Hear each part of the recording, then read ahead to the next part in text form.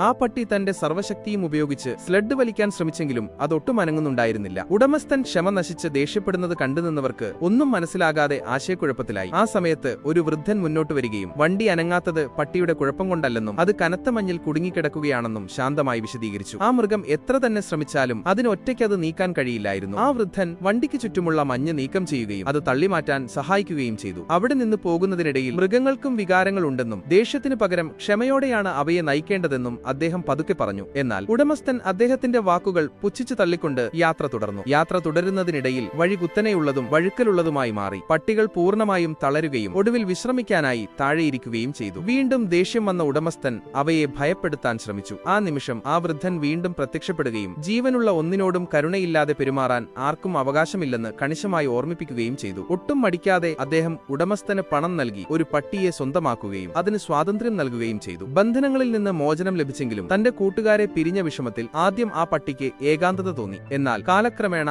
ആ വൃദ്ധനും പട്ടിയും തമ്മിലുള്ള ബന്ധം കൂടുതൽ ദൃഢമായി മാറി. പകൽ സമയങ്ങളിൽ അവർ ജലാശയത്തിനരികിലിരുന്ന് മീൻ പിടിച്ചു. രാത്രിയിൽ തുറന്ന ആകാശത്തിന് കീഴെ കിടന്ന് അവർ നക്ഷത്രങ്ങളെ എണ്ണി. അവരുടെ ആ ചെറിയ ശാന്തമായ ലോകത്ത് രണ്ടുപേരും ഒടുവിൽ സമാധാനവും സന്തോഷവും കണ്ടെത്തി.